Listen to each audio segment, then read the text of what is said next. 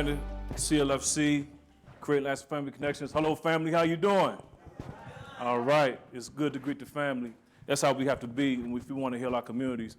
I served 18 years, on an 18 years life sentence. I served 16 years for murder. I was paroled in 2008, went in 1992 as the youngest person in the state of Ohio. I was 15 years old, the first to be bound over at 15 years old. And what I seen at that time when I had went in is that I had to face a reality. I had to have a reality check for myself, and that's who I was as a human being. You know, because I've been through a lot. All of us have been through a lot. I'm not going to get to my past experience, but I wound up in prison at 15 years old. When I went into the prison system, I went into Lebanon Correctional Institution. Everybody knew I was coming because my case was on television. But what I was met with when I got there was greatness and God. Okay, so when I got to prison, I never forget, I was in cell 2G6. Everybody knew who I was. People, instead of people dropping Debbie's and snacks on my bed, they would drop a Quran, they would drop a Bible, and they would want me to get busy. They would encourage me. So I was blessed to have mentors in my life to help me become who I am today. So I want to always give respect to those people who helped me along the way. Also, while I was doing my time in Lebanon Correctional Institution, I got in tune with a lot of different things culturally, all right? And I stood on principle when I was there, for those of you who had did time with me there. The principles I stood on was the principle of unity, self-determination, collective working responsibility, cooperative economics. I stood on creativity, purpose, and faith. What do those principles belong to? In Nguzo Saba, right. And it turned out later in my life, I found out as I became a part of Circle for Recovery of Ohio, those are the founding principles of that organization. So I highlight that wherever I go, all right? All right, in light of that, my journey being incarcerated was like, you know, it was like I was blessed and God was walking with me the whole time. Because when I was in Lebanon, that's when I became a man, all right? I was a child when I went in. I became a man there. But when I got to Richland Correctional Institution and I met Dennis A. Baker, I learned how to be a leader in the world.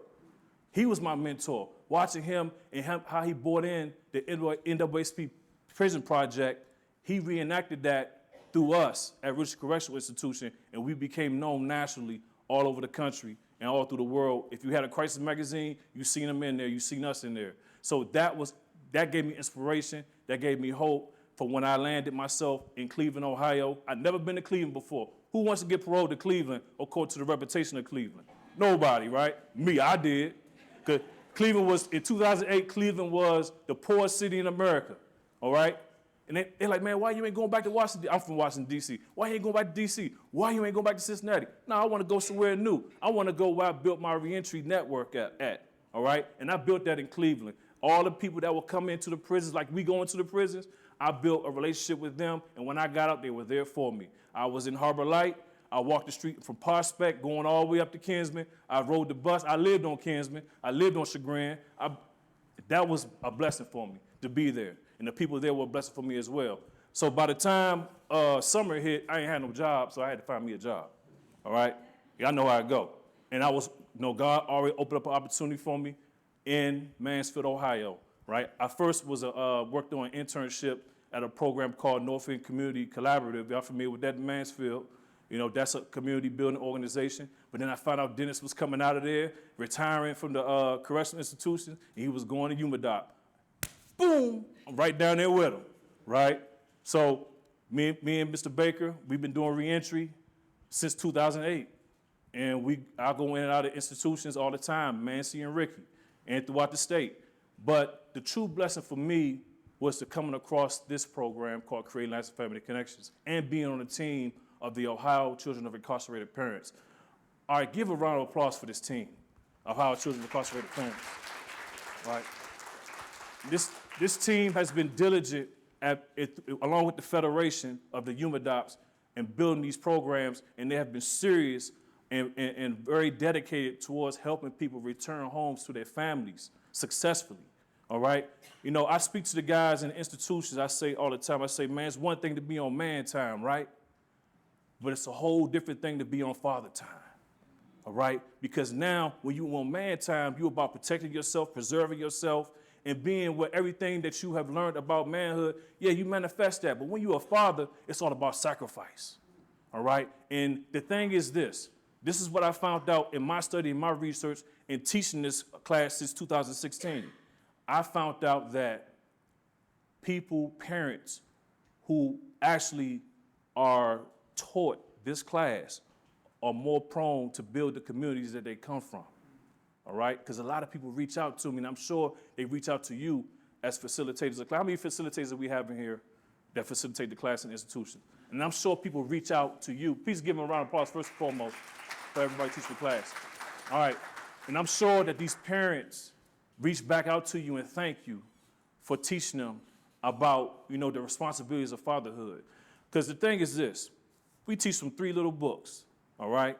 But these little books hold a story that every individual have in their lives in reference to trauma and recovery and success.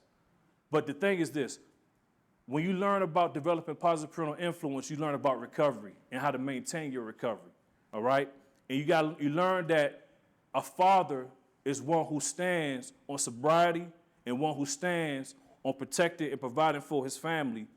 Say he has to be healthy. In order to do that, he has to be healthy, all right, and strong. And then raise a resilient youth. Our brother come up here and speak about resiliency.